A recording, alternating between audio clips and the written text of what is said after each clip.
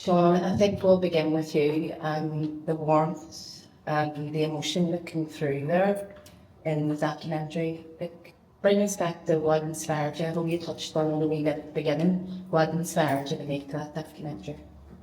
Well, the 34-day war in 2006 really touched me, and I made my way to Lebanon alone. I raised, I think it was 10,000 between a couple of events that I'd organised here in Belfast, and went to Lebanon alone. Hired a translator and went to Féile, Lebanon, stayed in Beirut. And, you know, what I had seen, basically South Lebanon then, where I'd staying down in Ben Shabal, which was on the border, close to where the Israeli soldiers, beside the Sheba farms, where they were kidnapped and led to that war. It was basically the extent of what Gaza was now. I mean, the whole village is obliterated on the border, you know. So I always wanted to go back. And it became a labour of love for me because I just fell in love with the Lebanese people, you know. And for me to become involved in being a filmmaker, one of the greatest things that motivated me was filmmakers before me, like Arthur McCabe, who was an American that lived in Paris, that sort of half lived in Belfast and made documentaries here, which were banned. Arthur McCabe was vilified. I often tell the story of having to hide Arthur McCabe's documentaries and videotapes when the British Army would come in and raid the house.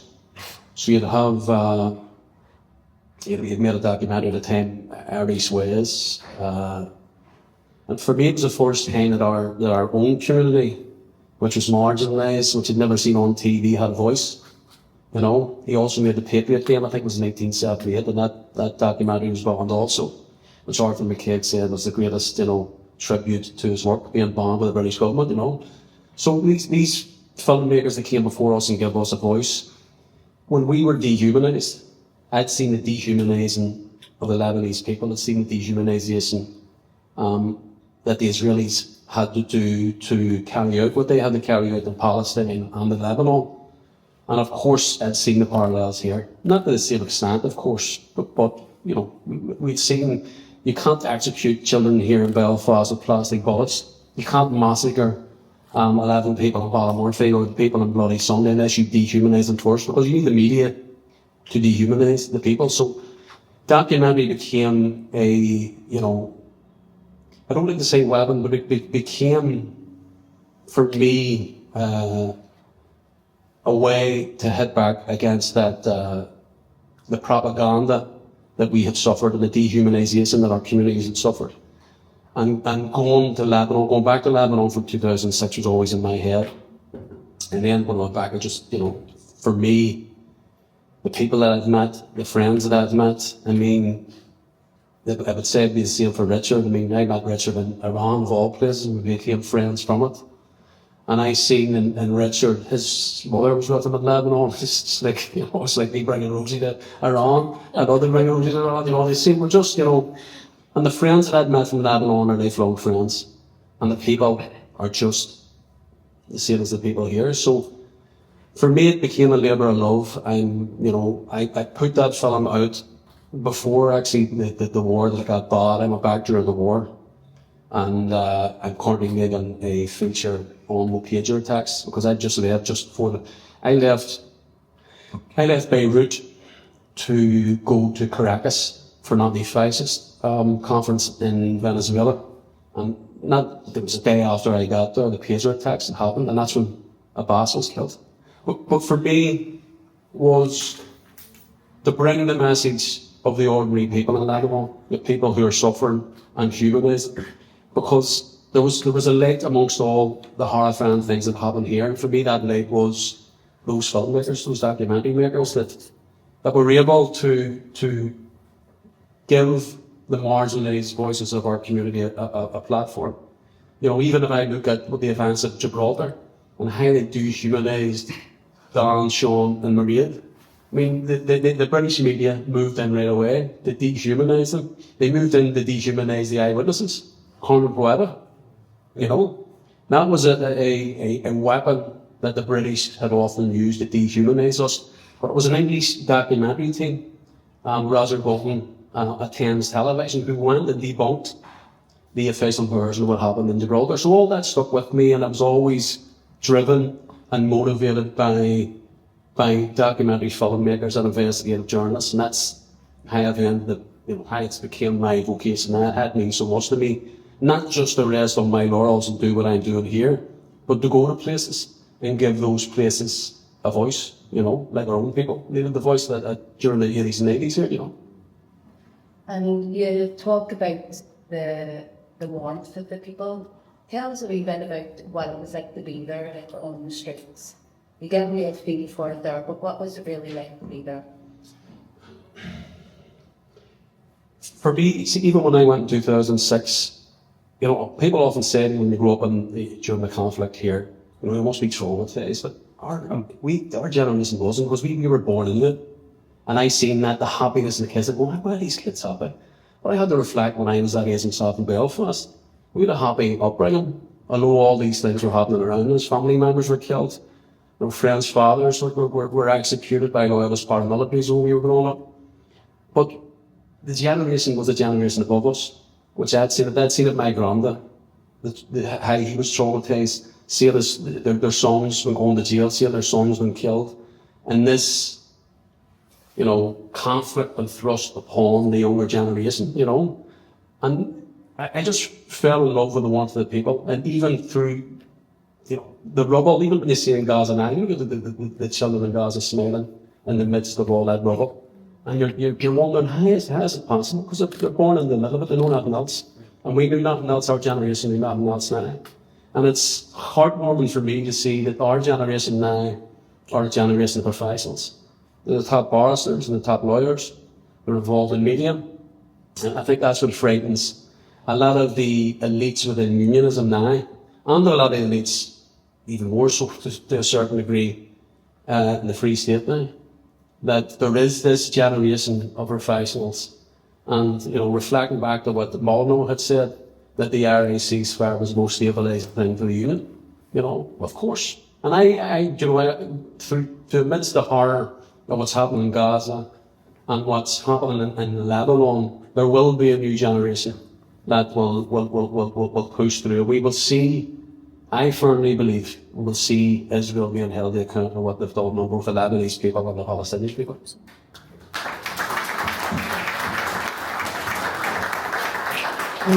And usually they're watching what you'd already suffered, and then the ending of what happened there or final. So what do you think kind of sustains the people while they're there? You could see the real warmth in her, and she was heartbroken, but the way she speaks alhamdulillah all the time, there's something that keeps their spirit really alive there. Yeah. Well, I think the religion is an important thing for them. But, people have their religion here. But, the sub-quoted Bobby Sands, there's that in their strength. When you're right, and you'll see through, and you'll push through the oppression that we all faced here. And look where we are now, Look where we are now. Look at, the people who suffered, the many hundreds who had went to jail are now representing us. The generation that said below that are now in a place where we can say, do you know something? And I often say this here about the generation of professionals that we have now. We're the fucking generation below us. It's frightening, and I often say, about Glór and Móna, what Glór and Móna is doing with that younger generation and the market community that I see also, and how the community and the Irish language, how they fear the younger generation, and what strength that our young people have now, the confidence that they have. And it's just so sad to see that we don't see that reflected in working class unionist areas, because they're so underrepresented. And it's just a pity if we could see that, because we would go a long way if the education that has been instilled within Republican areas, nationalist areas, if unionism could also see the wealth and how young people within unionists would turn away from the sheer fascism that we see within loyalist areas. You know, how they use their working class kids and the bigotry that we see. I think it's just a terrible, terrible credit, you know. And Richard, we're going to move over to you, but Sean, please feel free to come in at any stage here. So, Richard, hi. So, following the coming to power of Al-Qaeda forces in Syria, the involvement of Iran, the assassination of Ansar Allah's leadership in Yemen, and the genocide in Palestine, what is the capacity for the resistance? Well, you know, there's no denying that the Israelis escalated in a way that they didn't dare to do before. When I say that, I mean that I'm not just talking about the rubble in Gaza, I mean that they went after senior leadership in Hamas and Hezbollah, not just taking out the leaders like they did in the past, right? I mean, Nasrallah and Sinwar came to lead this organization because their predecessors had been assassinated, so it wasn't something new, but they went after all their commanders, their deputies, their lieutenants. You know, they hollowed out a lot of the resistance. So, you know, yesterday in the Knesset, Netanyahu was listing his body count. Assad toppled and he and so on. So sure, he did those things. But if you go and look up, for example, there's even a CIA manual that's published by WikiLeaks on the effectiveness of these Israeli assassinations, among others. And the conclusion that the CIA came to about a decade and a half ago is that because of the way these organizations are structured, they're compartmentalized, it's very difficult to take out the leadership and then just expect them to crumble. They've been built this way on purpose to sustain these sort of strikes. Now, it's particularly when it comes to Nasrallah, and it's very fitting because we're talking about Lebanon. I don't think that it will be easy to replace him for many reasons. Obviously, it's a good orator. Sean mentioned the 2006 war, so I was just next door in Damascus when that was happening, and there was this feeling that Syria is going to be drawn in any moment. I remember being glued to the television the very same way we all are now with Gaza, the exact same way. And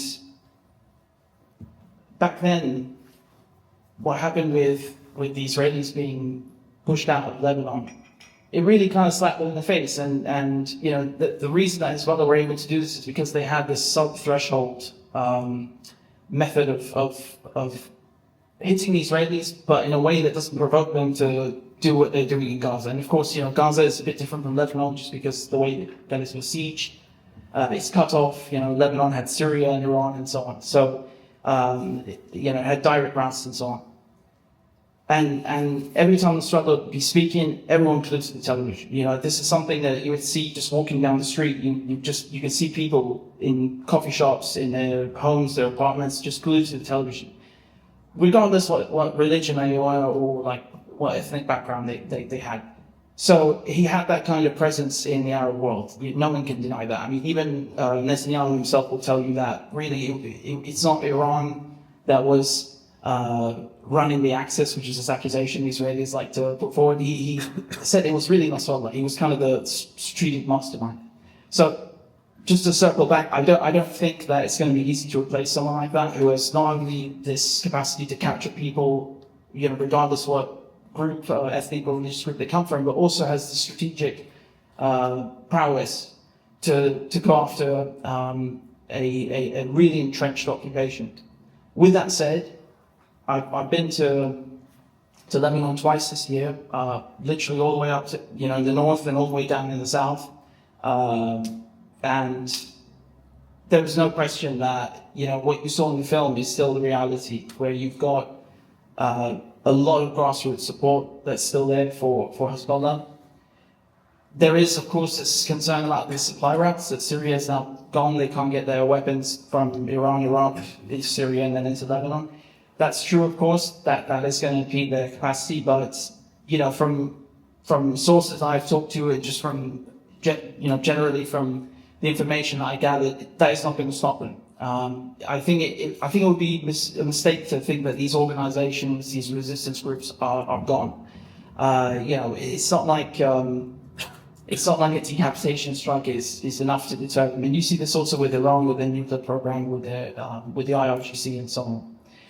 So, Israel likes to sell these big wins. Oh, we killed this guy, we blew up a bunch of pages, and apparently that's not terrorism if you celebrate that. Jeremy Bowen can go and call that, I don't know what the verb he used exactly yesterday, what adjective it was, but he was calling them something remarkable, etc.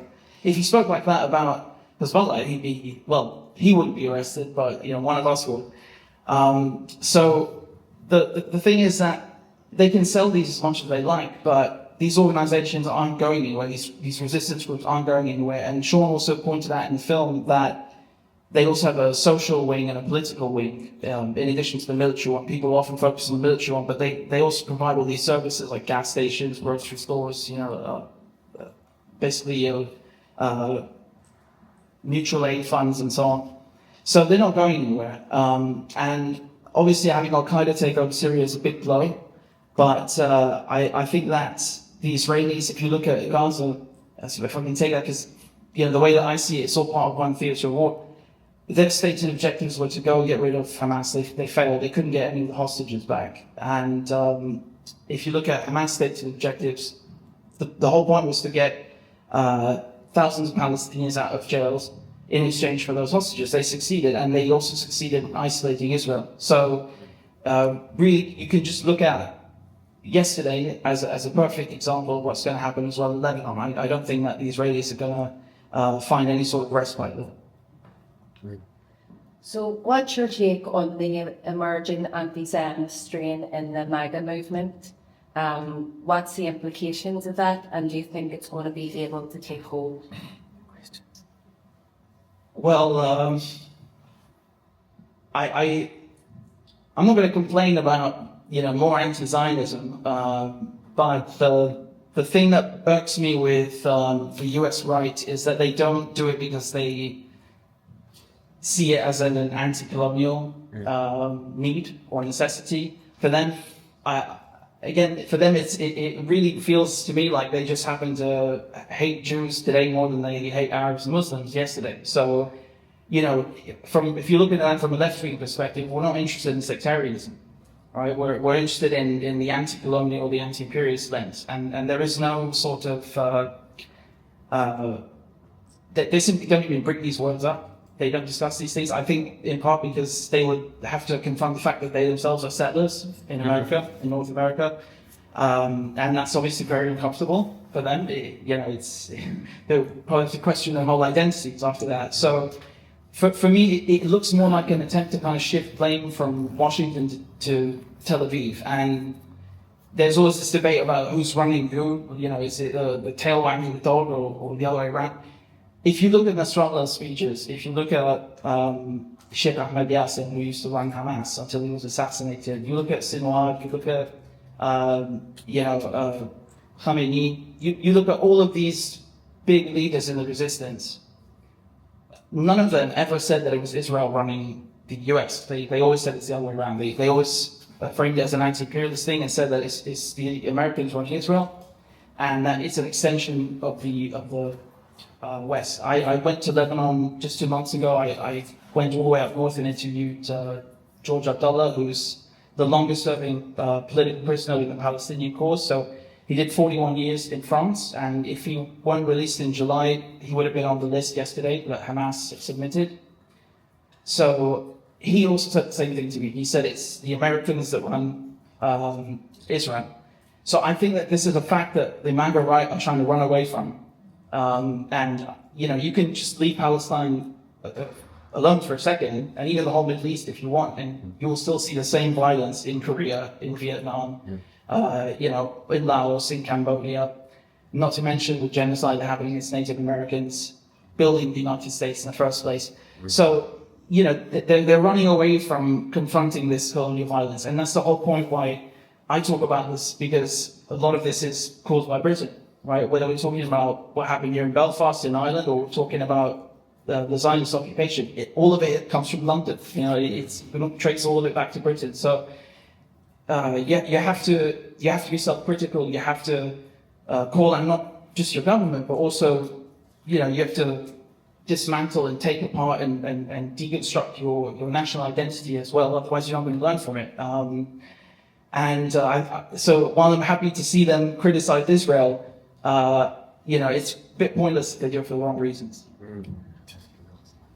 And what comes next for Palestine? We've got the ceasefire, we've got the terms, but there's nothing really clear. What do you see next for Palestine?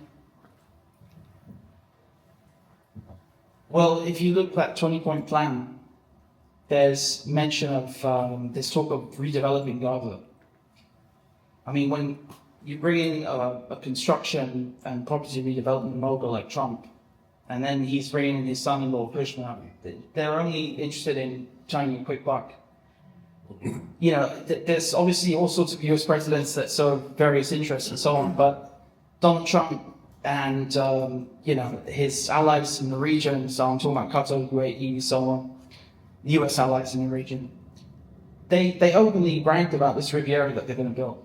And if you go further back several decades, you can see classified US documents talking about building a canal through Gaza as an alternative to the Suez Canal, right? So this is called the Ben Gurion Canal. So you not only have this prospect of the Riviera and the canal, but also all the resources that are on the Mediterranean seaboard. Gaza has tons of gas. I mean, an exorbitant amount.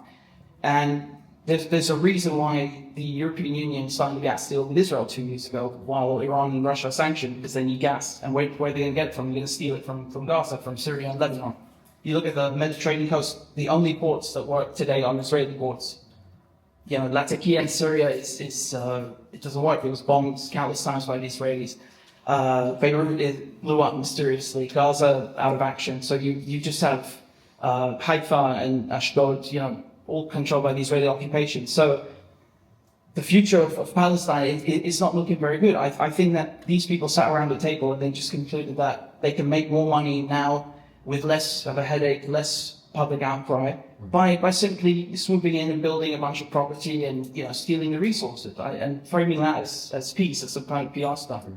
So I don't know if that's necessarily going to happen, because they could make plans, but doesn't mean they will necessarily materialize. But given the destruction they've just waged on Gaza for 2 years, relentlessly, through multiple actors, whether it's Democrats or Republicans, I don't think that, you know, we should buy into this as some sort of genuine peace deal. I think it's very clear what they plan to do, and, you know, whether Hamas or the resistance and the actors in the region allow them to do that is a different story.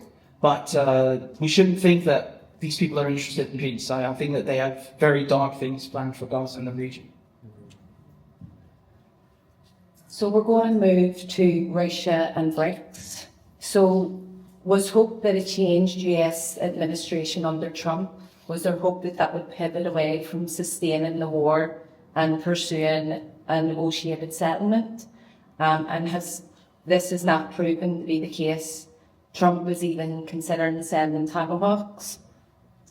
So what then is Russia's options? Well, Donald Trump promised to end this war as soon as he gets into office, right? He published some lists saying he solved 7 conflicts. I mean, I cover conflicts for a living. I don't know what he's doing. Yeah, just unbelievable. You know, I expect propaganda, but this is like a bit of a stretch. So I think this is a very dangerous game that's being played, not just by Trump, but Biden as well before him. You know, one thing that I've seen consistently with people I've interviewed who who are not just alive during the Cold War, actually worked in you know, the military or intelligence or something, so they understood the nuclear threat. I asked all of them, you know, like Ray McGowan, for example, was the threat of nuclear war greater during the Cold War or now? And they all tell me it's bigger now, which is difficult for me to wrap my mind around, because, you know, they crammed Cold War down our throats at school. You know, it's good education, but like you understood that there was a real threat. So it's difficult for me to grasp it. It's actually worse now. So my point is sending tomahawks to Ukraine is really just provoking the Russians at this point. I mean, would you accept, if you're the president of the United States, that Russia gives Mexico, S-400 surface-to-air missiles? And those are defensive weapons, right? You would hit the roof. You would maybe nuclear weapons for that. You know, just unconscionable. So it's not just the tomahawks, it's also the UK using Storm Shadow missiles, which are built by the UK and France. They already use them.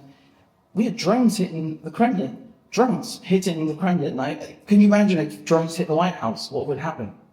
So I don't really know what kind of calculus is going on. I think these people are just trying to make as much money as possible, because when we talk about them sending tomahawks to Ukraine, what's going on is there's money from a US government account going to an arms manufacturer's account in the US. The money is just being sent to the private sector. So that's what aid means. It's just people getting rich. So they just have a shopping list, and they're just like trying to tick everything off of it and make as much money as they can. And Donald Trump yesterday is bragging about how good their weapons are and how he makes the best ones, and they're so they cause the greatest amounts of destruction. Well, that's not just true for Gaza; it's true as well for Russia. The thing is that Russia's a nuclear actor. They can respond with unbelievable force. I mean, the UK would be wiped out in 12 minutes if they want to nuke the UK. And again, it's great Keir Starmer has a bunker, but we don't. So most people don't. They're playing with fire, and I really don't understand or see any kind of military, rationale behind this. There's really no tactical or strategic benefit to it. If the idea is to just keep hammering them and provoking them, yeah, fine, that's going to succeed, but then they'll respond with nuclear weapons. I just don't understand what the point of this is. And you can even argue that the Russians are doing this or allowing this to happen by simply not drawing a firm or red line. But again, it's sort of like asking them to nuke us. I'm not really sure which scenario is more viable. It's nonsensical and very, very dangerous. So Russia are founding members of BRICS, the international alliance of mostly global south countries that seem to be gathering momentum over the past number of years. How much potential exists within BRICS and other alliances outside of NATO to challenge US hegemony, both economically and militarily, in the time ahead? Yeah, BRICS is very important, and I think these sanctions that they put on Russia were, extremely stupid for several reasons. They didn't work. Probably one of the best things that ever happened to Russia, really. It just, make them realize, okay, we have to pivot to the east, and then, Europe is still buying Russian oil. It's just being repackaged with India and then marked up. So, and other people are also marking it up. So there is no loss here for the Russians. When it comes to BRICS, they added a bunch of members. They more than doubled the member states about 2 years ago now. So that was in South Africa. Iran joined, Saudi Arabia, so on. It's problematic because you look at India, for example. I think they're the weakest link in BRICS. And you look at Saudi Arabia, you look at the UAE, and this relates to Gaza. It's very important because when the Yemenis blocked Israel from importing goods to the Red Sea, what happened is that they simply opened a new economic channel going from India to the UAE, to Saudi Arabia, Jordan, Israel. And so the Saudi Arabians and the UAE and so on, Egypt, they're happy to join BRICS just because it's like a backup plan for them. If it doesn't pan out, if Russia or Iran collapse because of Western pressure, they'll just go ahead with their other economic plan, which is, Netanyahu refers to it as the new Middle East. 2 weeks before Al-Aqsa flood, he went to the UN and drew out this economic route. So these are competing world models that we're seeing going on right now. And that's why it's really important to look at Gaza not just as a humanitarian issue or crisis, or just as an imperialist thing, but also it's deeply intertwined with how the world economy is going to function, and how resources are being stolen from this place in order to fix sanctions that are completely nonsensical. So BRICS is very important. It's especially important for people like Russia, for Iran. They've expanded their payment systems in their own country. So they're finding new and creative ways to bypass the sanctions. But the problem is that you have actors that aren't really serious or as serious about it because they're still enjoying impunity from the United States. And they chop up journalists and no one cares. And there are no sanctions. I'm talking about Saudi Arabia. So, this is the problem. And honestly, I think when it comes to the Iranians and the Russians, they're sometimes a bit too lenient for their own good, right? They're willing to be forgiving and to look past all of this stuff as much as possible. But in the end, they need to be careful about who they're dealing with.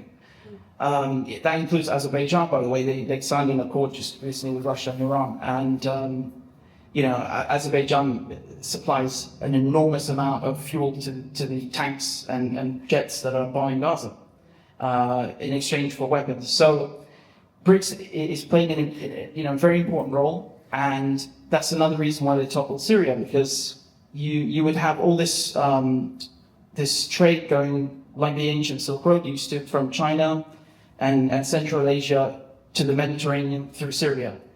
You have a train route that was signed and agreed upon by Iraq and Iran to also help complete that.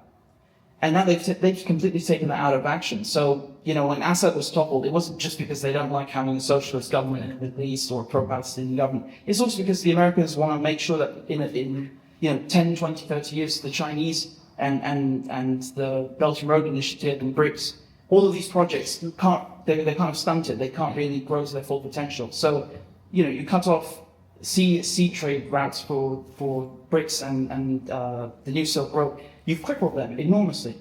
Right now, what happened in the last months, Jordani, who's the unelected president, has given contracts to the UAE, to Qatar and Turkey, these are the same countries that finance the rebels in Syria, to develop Syria's infrastructure. That infrastructure will not be used for BRICS or the new Silk Road. It will be used for Western interests. So we're going to move on to independent journalism. So growth of social media platforms seem to offer new and sustainable avenues to support independent journalism. But you, like others, were demonetized on YouTube. Tell us what happened there and the implications for you and others, and what space exists to support independent journalists now. Well, I want to underscore what Sean was talking about earlier with how these powers are very afraid of storytellers or voices that can give a lifeline or give a voice to the oppressed and the sideline. And I think that's exactly what independent media is doing. And it's one of the big reasons why we've seen public opinion turning against Zionism.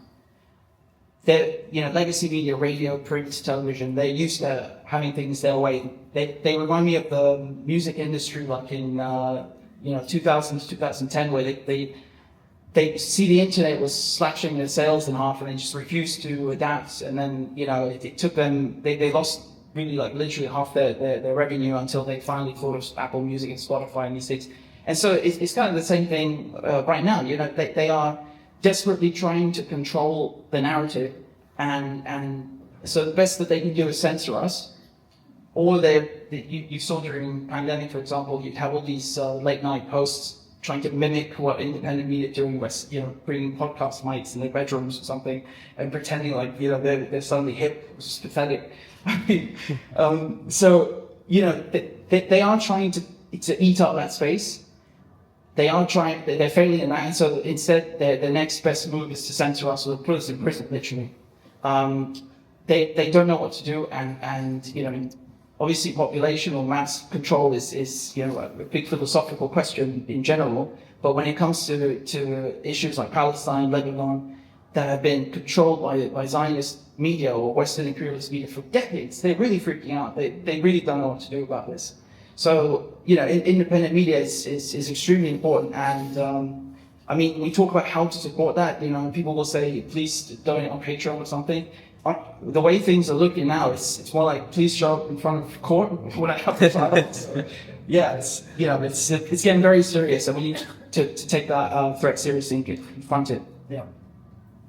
So in August 24, you were arrested by the UK government under a Terrorism Act. and this year your home was raided by Austrian authorities. Both the UK's National Union of Journalists and the International Federation of Journalists condemned the action of the authorities. What lies behind those actions? Why you? Why now? And what is the motivation?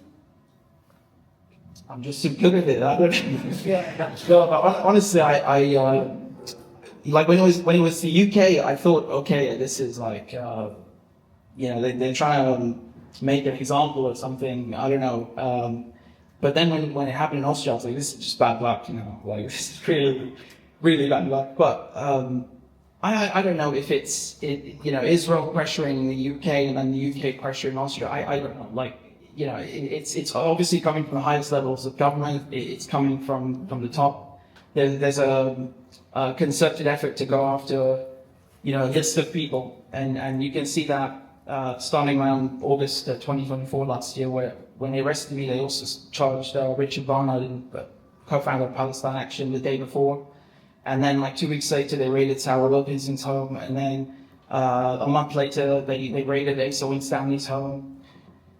And they also they detained David Miller at the airport a few months later. I put out a timeline. I constructed the whole timeline of detentions and arrests and so on. But yeah, everyone else has been detained. I was actually arrested, like properly arrested. And I don't know if it's just to stifle my work. I don't know if it's to send a message to other people, but I know for sure that people are scared to go to the UK because what happened to me. Like even British citizens, they told me personally that they are not going home or seeing family because of that, which is insane. And they don't even have the same profile. So if they're scared, I've had Americans who, I'm not going to say their names, but they're like, they've been doing this for a while, and they were scared to go to the UK because of what happened to me. And they're like, can I get a lawyer's number? It's okay. So it's really serious. It does create a climate of fear. It does have this chilling effect on journalism. And again, just to be 100% clear, like all of this was about my reporting, nothing else. And it's just insane. Not a day goes by where I think about their actions. It's such an escalation that it beggars belief. And whether it's coming from London originally or it's coming from Tel Aviv, I don't think it really makes a difference. In the end, it's the same imperialist powers, colluding to shut people down. And I'll just say, again, I have to watch my mouth, but it's Babylon, right? I'll just put it at that. It's my job to piss off the government as a journalist. I hold the police to account. I hold the courts to account. I hold all three branches of government to account, not the other way around. It's not the police's job to police me. I police them, right? That is, in a liberal democracy, that's the point of the fourth estate. And they would do well to remember that. Or they should just drop the pretense that we're a democracy.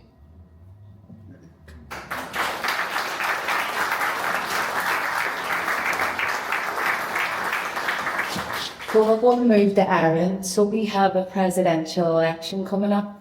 Catherine Connolly is ahead in the polls at the minute. She's a vocal critic of imperialism in the Middle East, but we're told we need a new term for that now. It's West Asia and North Africa. And an ardent defender of Ireland's neutrality, which has been constantly undermined. What role can a small nation like Ireland play in affecting geopolitics? Well, my parents served in UNIFIL, right, which Sean mentioned in the documentary, and they only had good things to say about the Irish, so, that's number one. I think it's worth remembering that a lot of UNIFIL troops are Irish. It's obviously got other contingents that are in that force, but the Israelis picked the Irish to shoot at, so I think that says a lot about the national character that Ireland has.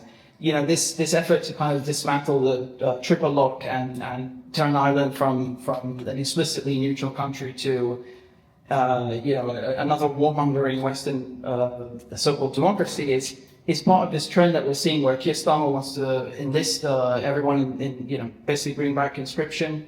You're seeing that also with women in Denmark.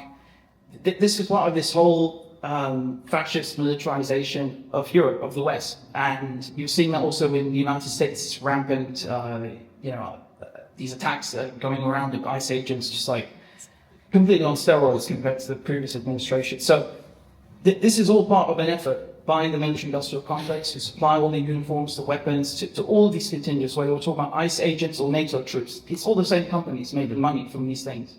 So when they talk about making Ireland a part of the Western defensive bloc, whatever that means, it's all about money. They don't give a damn about what that impact is going to have on people getting killed or Russia nuking us. There is no concern for any short-term or long-term effects. It's about their bottom line. This is really important to understand that militarized police forces and destroying neutrality pacts, they're part and parcel of this agenda. And this is also why they expanded NATO. Russia is saying our whole issue is with NATO. They just go ahead and add Sweden and what was it, Finland as well, I think. So, there is a drive of an increase in militarization, and Ireland is not exempt. And I think people here should be really conscious of that and fight this with tooth and nail. It's extremely important. And also, I'm sure the irony of all this is also that you have people who go and condemn the IRA, and they go and turn around, and then suddenly they're extremely pro-militaristic when it comes to joining NATO and being part of Western imperialism, and then they want to deny other people their right to resist. This is the classic monopolization of violence that you see from the capitalist class. They want to decide when it's okay to use violence and for what reasons, and usually it always ends up with fascism. So I think that's also really important to call out the hypocrisy, because you will see it's always the same people. So, Sean, I just want to come back to kind of international solidarity and what you feel the importance of it is. Well, the importance of international solidarity is making sure, as I've mentioned earlier on, that those marginalised voices, those voices don't get that platform or platformed by people who can't platform. I think we, as a society, Irish people as a society, punch well above our weight. We use the word character. We have a lot of character. I seen that same character in the Iranians when I was there. I seen it in the Lebanese. We've always stood on the side of those that were oppressed, and we've always been the loudest. If you ask the Palestinians, who's been most vocal in the Western world in raising their voices for Palestine, they're going to say Ireland right away, And the Lebanese said the same thing. The only thing that I would say is that the Lebanese, the oppression against the Lebanese people has taken second fiddle because of what's happened in Palestine, and I really fear what's coming next. Speaking to sources in Lebanon, I'm being told that the next phase is going to be against the Lebanese people. The Israelis know they can't defeat Hezbollah, even with all their might, even in the last. There's been 6 invasions since 1978, the last one being last year. And while I was there wasn't one village that Hezbollah defended that the Israelis were able to take on the ground. They could only bomb from the skies. So I think Israel sees that Hezbollah can't be defeated until Iran is defeated. And my sources are telling me that the next phase is a big attack on Iran, because they see that. Also, I think it's just, from an objective point of view, plus listening to people on the ground in Lebanon, is that Hezbollah is in a rebuilding phase. They've used the words, going back to being ghosts, because that's where Hezbollah came from. It could be argued that Hezbollah was at their strongest when they were ghosts. And I think that's what they see now. I think Hezbollah, hearing from, sources in Lebanon telling me that Hezbollah's greatest weakness was becoming a conventional kind of army. And that's how they were their security was easily manipulated by the Israelis, But again, they've used the words that the era of rockets is over for Hezbollah. They're going back to conventional means to defend. And since I was there from 2006, they've always said that their resistance was built on resisting Israel, and that's it. They were never an offensive force. Never at any stage did anyone tell me that Hezbollah was an offensive force. They're there to defend the invasion since it happened in 1978, and that's the only reason why they're there. If they aren't, if they don't suffer these invasions from Israel, they wouldn't have to exist, you know. Hence the word resistance group within Lebanon, you know. And I do fear for what's happening next in Lebanon. And I only hope that us as a society, as Irish people, are able to raise our voices loud as we did for the Palestinians, because I just, you know, I've met so many great people in Lebanon, and to see what the Lebanese people have suffered, and not having the same kind of coverage that's what happened in Palestine. Don't get me wrong, what's happened in Palestine, of course, has been on a seismic scale not seen in Lebanon, but the Israelis, of course, would be able to do it if they were able to defeat Hezbollah. You would see the same scenes in Lebanon, you know. Yeah, if I just add to what you were saying about going back to being ghosts, the first name that pops in my head is Imad Mohnier. So Imad basically, The ghost of Beirut. yeah, he is probably the best mind that counterintelligence has ever seen. You know, they couldn't find this guy or even a photograph of him for several decades. So I think he grew up in a slum in Beirut.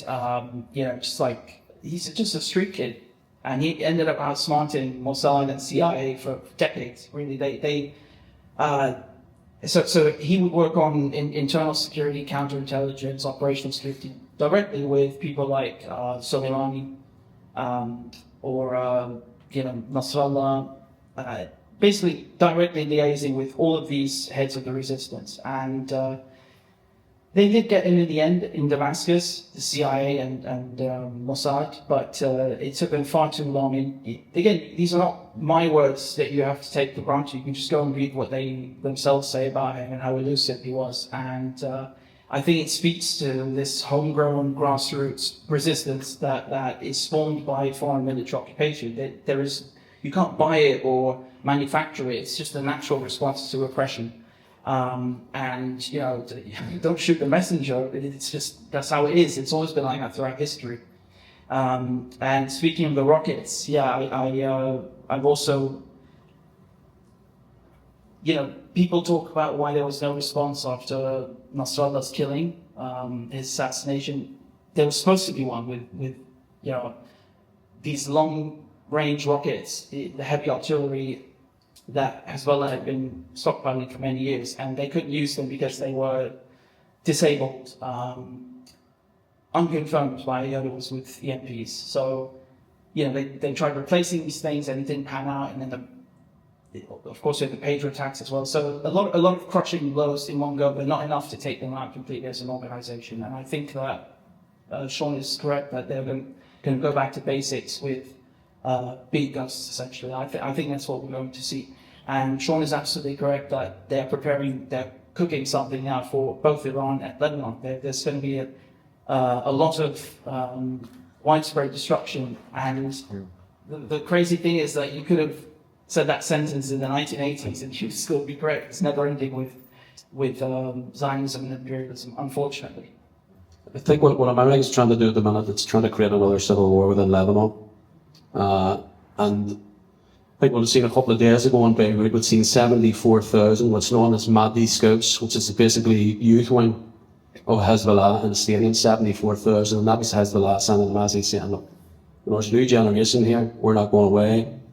You know, we want to resolve these things with the Lebanese people, but we're not going away as a resistance group. We're going to resist Israeli occupation, and there'll be no peace in there'll be no peace in Lebanon while we have the Israeli occupation or while the Israelis are attacking Lebanon.